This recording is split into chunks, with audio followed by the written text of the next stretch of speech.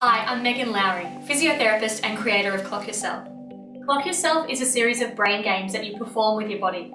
It's a fun psychomotor skills training method designed by me and based on the best available clinical evidence, and I'm really proud to put my name to it. This video is not supposed to be a sales pitch, it's a call to action, and it is aimed at health professionals and researchers near and far. Rehab clinicians have long been prescribing movement as medicine for the injured brain. We've designed programs to stop people from falling over with varying success. But we also know that movement is nutrition for a healthy brain, with an abundance of evidence that links physical activity to brain health, and evidence that also links our falls risk with our cognitive processing speed. Rehab clinicians can and should be combining physical activity with cognitive exercise simultaneously, and we should not be just using that as a rehabilitation tool, but we should champion it as a very powerful prehabilitation tool.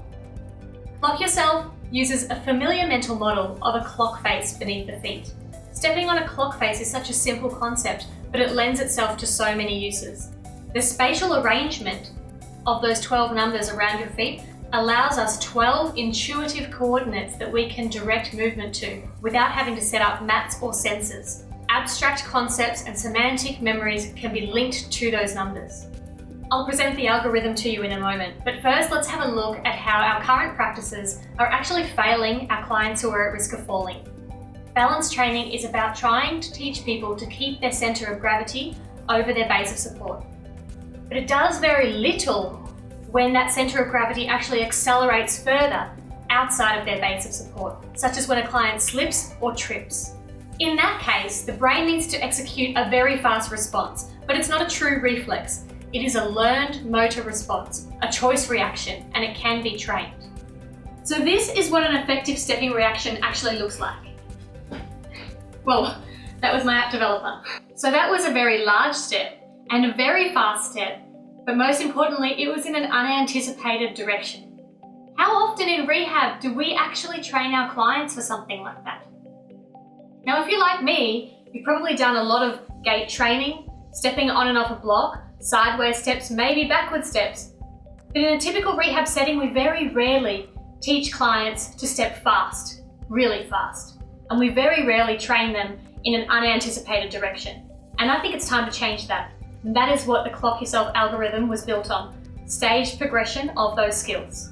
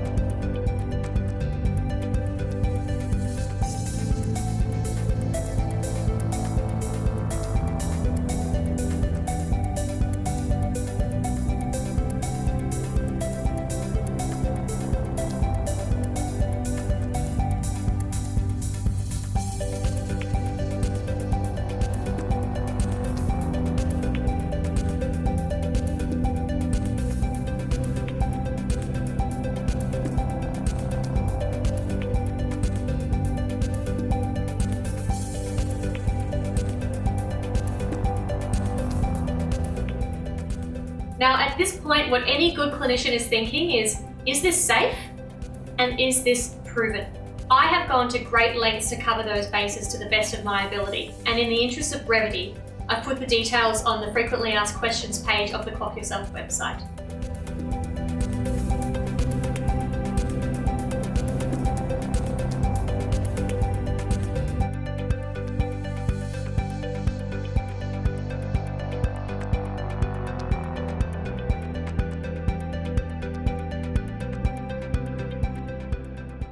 But please don't take my word for it. Go and have a look at that mind map, look up the articles that I've referenced, piece it together yourselves, and see if you come to the same conclusions that I have. And finally, I ask that you look at the bigger picture here. I ask that you contemplate our collective potential as health professionals to reduce the incidence of falls, fractures, and possibly even dementia with clinical innovations such as this, and that you get as excited about it as I am. We have a culture of being deeply suspicious and discouraging of entrepreneurship and innovation in healthcare, and that really does need to change. From little things, big things can grow. I'm trying to be part of the solution, so please join me, support me, and share this video.